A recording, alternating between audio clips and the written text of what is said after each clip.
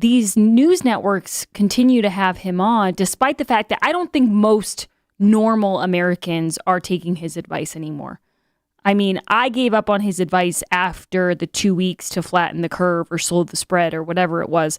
And so now, a full year later, he might as well, he's probably the last person I would take advice from. If anything, I would do the opposite of whatever he tells me to do. Like George Costanza, if you're wrong on everything and you do the opposite, you're probably going to be right. Now, there's no better person to talk to about this than Libby Emmons from the Post Millennial. She also writes for the Federalist and the New York Post. Libby, thank you very much for once again joining the Grace Curley Show. Hey, thanks so much. Always glad to be here. Libby, so I saw you writing about Dr. Fauci today and this take he has about not eating indoors. What do you think? What are your thoughts on the expert? Oh, the expert. I'm with you on that 2 weeks to flatten the curve thing. I was totally on board with that. Made a lot of sense. Let's not overwhelm the hospital system. But then, it kept going, and now we're supposed to skip Thanksgiving and skip Christmas. And this whole thing where they're touting the vaccine, but they're not saying, if you get the vaccine, your life can go back to normal, right? Right. And I think they're really missing a huge opportunity here, which is if you get the vaccine, you can go do the things that normal people used to be able to do. Why are they not doing that? They're not doing that in large part because of Anthony Fauci, who just keeps changing his mind about everything. There was the clip, I think the one that I was, I just wrote up quickly this morning, but it's about how he's still saying that you can't eat inside even if you've had a vaccine. You still can't go to the bar. You still can't go out for dinner. And I think that that's a really big mistake, whether it's true or not. Which we don't know because it's not like he's been very clear about that at any point, Right. And he just keeps changing his mind and people keep listening to him and it's not really getting us anywhere. But I think what always surprises me the most is how there's a group in our society that is so willing to listen to this guy. I call them the Fauci followers, and everything he says, they take it to heart and they start repeating it. And I don't know who's more to blame here, the media or Dr. Fauci himself. Libby, I want to switch gears here for a second because you wrote up an incredible story about the White Lives Matter rally. And the thing about this rally that happened is not a lot of people showed up. And if I were to see that headline, I would think, well, that's good that White Lives Matter because it's, it's supposed to be this racist group. That's what the media is always portraying it as. That they didn't have a lot of people there. But tell us what NBC took out of this situation.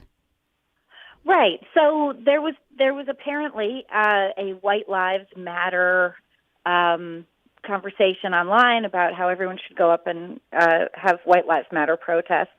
What happened was these protests went off and nobody showed up.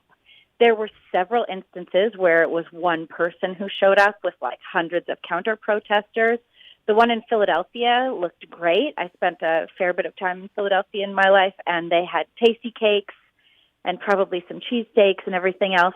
These were the counter-protesters.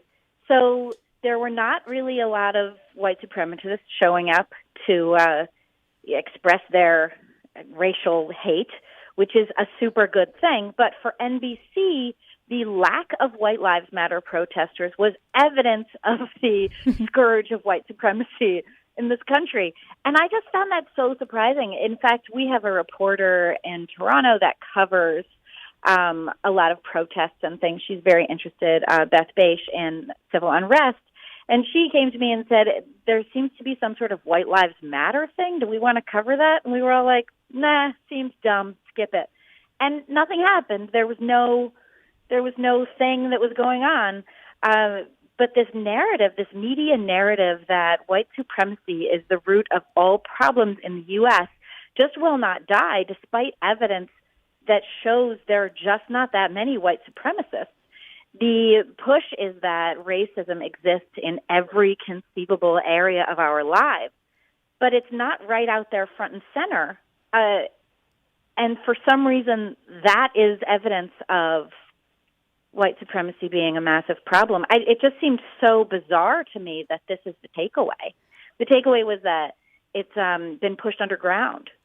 I'm speaking with Libby But Emmons. we deal with this stuff all the time. I'm speaking with Libby Emmons from the Post Millennial. Libby, I want to ask you about racism, specifically about a story that comes out of Boston. But first, just to your point on that, a lot of times these liberals, like you were saying about NBC, trying to say, oh, well, there wasn't a lot of white lives matter ralliers. That means there's more white supremacy.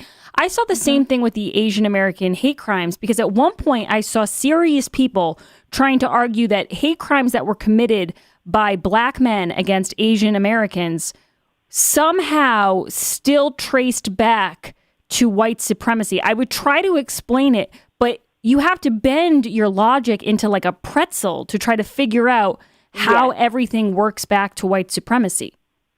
Yes, and there's an interesting thing about that as well, which is there's in pretty much all of these cases, there's no evidence. Well, in some of these cases there are, but in a lot of these cases, there's no evidence that these were anything other than economic crimes. So if you're a young man seeking to rob someone and you see some elderly people, they're probably a good bet.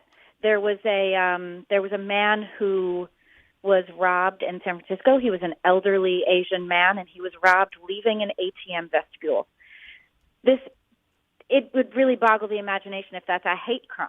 That seems like a very economic crime to me. But yeah, the idea is that white supremacy has created, if I may try to do these pretzel shapes, a little bit of acrobatics. The idea is that white supremacy has created the conditions of discrimination and inequity, which mean that people who are not white are actually committing crimes because of white supremacy. Not because they're white supremacists, but because the conditions of white supremacy in society have made it such that that's the only thing they can do. But really what this does is it takes the agency away from individuals who commit crimes. To say that someone who goes out there and attacks another person does so because they have no choice is to completely diminish that person's personal responsibility. It's a dehumanizing tactic to say that the perpetrator of a crime, such as these economic type of crimes, that the perpetrator of a crime is not responsible for their actions because they've been unduly influenced by the conditions around them.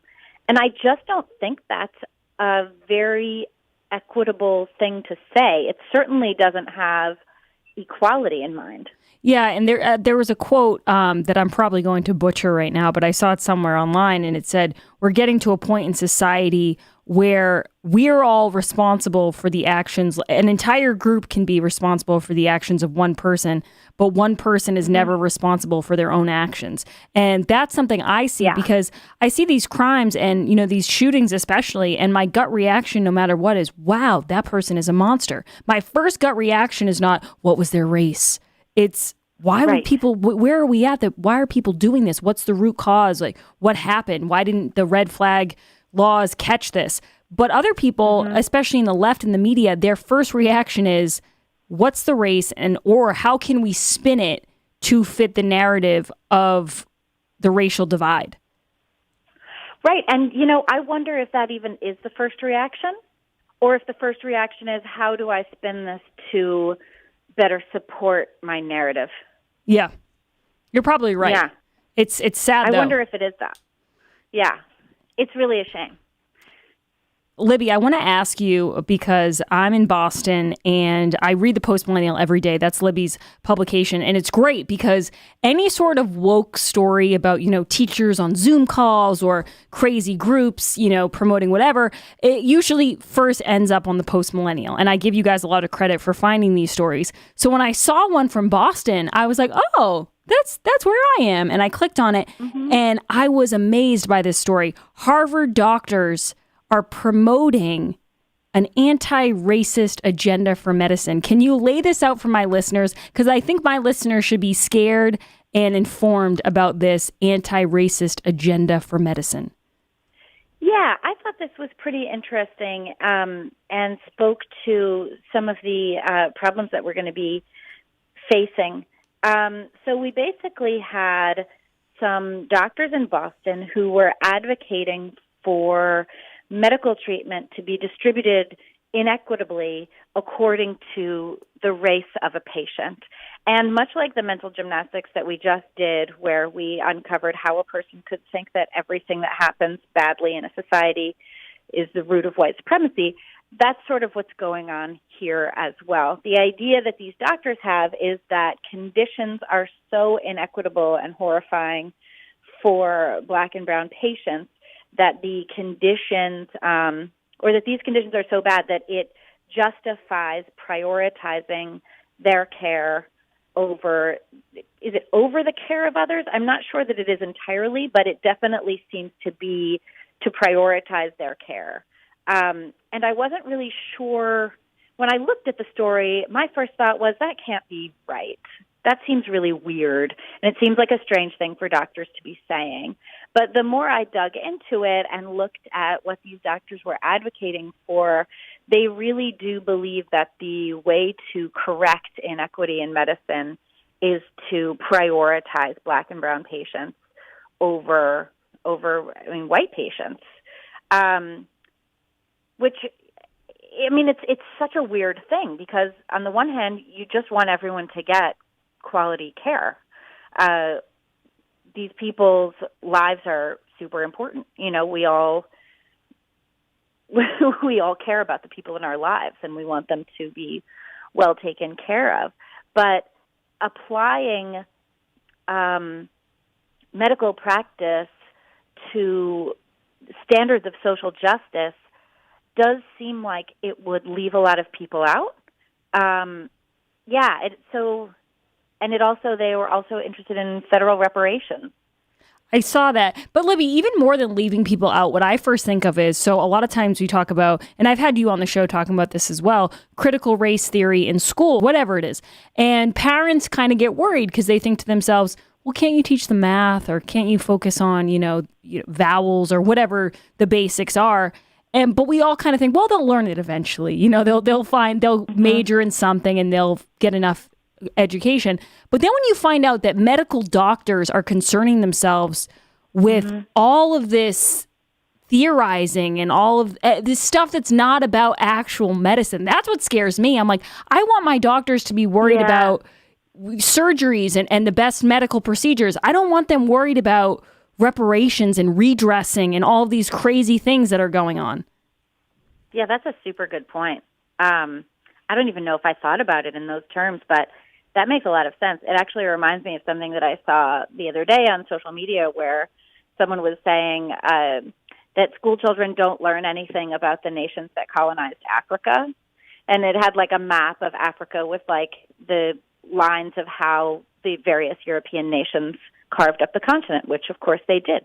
But my first thought was, when are they going to have time to learn that when they have to sit here and learn how racist America is? Like, where are we going to get this time for this history lesson? But yeah, why are these doctors prioritizing this kind of, critical race discourse over trying to solve actual medical problems? Exactly. Guys, Libby Emmons writes for The Federalist. She also is a senior editor at the Post Millennial. Libby, I tell people all the time, if there's one website you want to check out every day, well, it's gracecurleyshow.com. But then the second website has to be the Post Millennial because you guys find all of the craziest stories. It makes my blood pressure go up a little bit when I see all of the nuttiness that's happening in the world. But it's a great site, and we thank you so much, Libby, for being on the show. Thanks so much. All right, guys, when we get back on the other side, I want to take your calls on that. What do you think? 844-500-4242. I also have, speaking of, racial inequality, you remember Pete Buttigieg said that highways are racist? Well, Pete Buttigieg was on with Chuck Wallace over the weekend, and we have some great sound from that. So do not go anywhere. Still a lot of show to get to. This is The Grace Curley Show. She's never held office, but she paid the whiskey priest's monthly rent once. She's Grace Curley.